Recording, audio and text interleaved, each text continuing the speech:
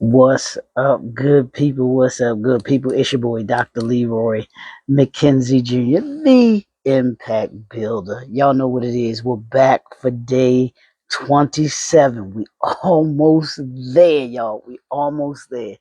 Day 27 of Own Your Legacy Challenge, the 31-day Own Your Legacy Challenge. And we're in day 27, and here's our focus for the challenge and focus for today. It's own the decisions your legacy requires you to stop making, those decisions that require you to stop making. Here's the thing: legacy isn't built only by what you have the courage to start. It is also protected by what you have the wisdom to stop. What do you have the wisdom to stop? Growth requires addition, elevation, and it often requires elimination. You got to get rid of some things. You got to let some things go. Legacy builders recognize when a habit, offer, relationship, or process, commitment, or way of thinking has completed its assignment, and you refuse to carry yesterday's weight into tomorrow's legacy. That's what we're making sure, that you do not carry yesterday's weight into your tomorrow's legacy. So here's the challenge that I got for you today. Is about strategic elimination. So what I need you to do, I need you to look honestly at your carrying, at what you're carrying in your business, your book, your brand, your organization, your platform.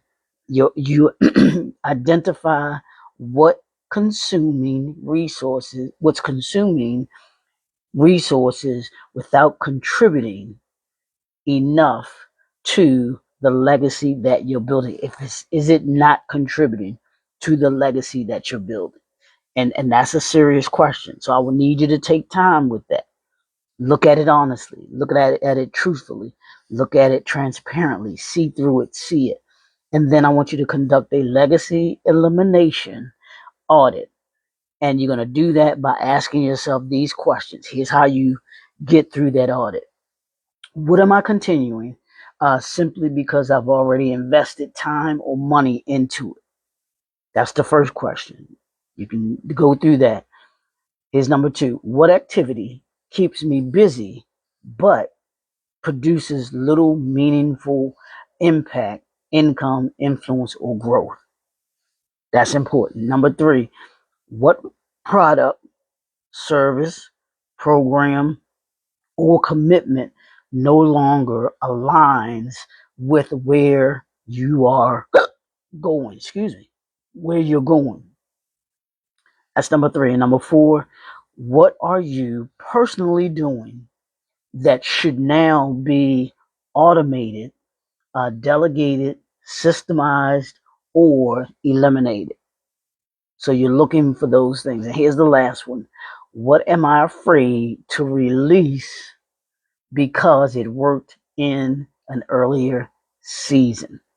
What worked before may not be will not be good to work now. So once you've gone through that, I want you to create three categories. You got to create three categories, write down three categories. The first one is stop. And this is one thing you need to eliminate completely. That's the first column. This is the first category. Second category is shift. This is one thing that still has value, but it needs to be done differently. You got to be able to shift it and move it. And then the last one is strengthen. One thing producing meaningful results that deserves more of your time, your resources, and your attention. I want you to go through and create those categories. Then make one elimination decision today. That'll assist you in being able to do that. You want cancel it, delegate it, remove it, or discontinue it, automate it, say no to it, you know, or establish a deadline for exiting it. And I'll give you the quick example. Initially, when the CEO that's in charge now of Red Lobster, the young gentleman, Demalo, I think is his first name. When he came in and he did the assessment, he had to figure out what needed to stop, what needed to shift, and what needed to strengthen. This is me seeing and observing him. He did just this thing. One of the things that he wanted to stop was the all you can eat shrimp, right? And he did that. That was initially, he was like, it's costing too much money. It's draining the business, and one of the reasons why Red Lobster got into the situation that it was in. But as he would do, he began to he began to shift it. He shifted and said, well, okay, now that we've taken it away, now we've done more analysis of it, we see that it what we can do is shift it. We can pivot it and make it a limited time offer, which is what they did. You see now all kinds of commercials for Red Lobster, all you can eat shrimp, limited time only. And what they did was they strengthened by doing that, by stopping it for a period, by shifting it, and then they strengthened it along with the other menu items that they had. So you stop it, you do an assessment, see if it was something that could be shifted, which it was, because it was working. It was something that could work. It worked, and it's drawing people back in because they're going in for all the you can eat shrimp, you know. And it strengthened Red Lobster because they're now out of they just came out of bankruptcy. So the company as a whole is shifted. I mean, is strengthened as well. So that's how you can address this. You think about it in that way. Don't create space just so you can fill it with more activity. You know, create space for what your next level requires. That's what we're doing. You cannot own your legacy while remaining emotionally attached to everything you've ever built. Some things you got to let go. Some things were necessary to get you here where you are right now, but were never designed to go with you there to your next level. Own your legacy by having the discipline to eliminate what drains your capacity.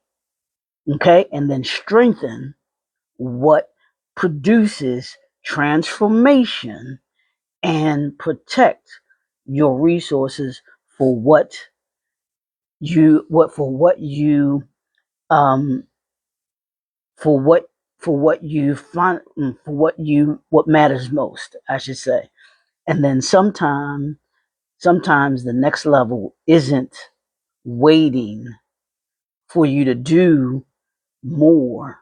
It's not waiting for you to do more. It's waiting for you to finally release what no longer belongs. So you got to figure out what belongs, what doesn't belong, what needs to be released, what you can hold on, what can be fixed, what can be strengthened, and it'll still work. What needs to be tweaked a little bit, and it'll still work. And you'll find yourself um, owning your legacy. That's what we're here for. Hey, Tanya, how you, lady? Good to see you. Good evening. So I want you to take day 27. This is about your owning the decisions that your legacy requires you to stop making. You've got to decide on what stays, what goes, and what needs innovation, what needs some renovating, and decide on that. So that's what I got for you. It's the Impact Builder. We'll be right back here tomorrow for day 28. We're gonna finish this strong. I hope this is helping someone, and hopefully, if this is helping you, I want you to put legacy. I want you to put legacy in the in the comments for me, because I want to know that these 31 days are pouring into you and equipping you to master your craft, your industry, and the marketplace at an elite level, and is preparing you for a bigger stage and a broader audience. That's the assignment for this 31-day challenge. It's the Impact Builder. We'll see you all tomorrow. Peace.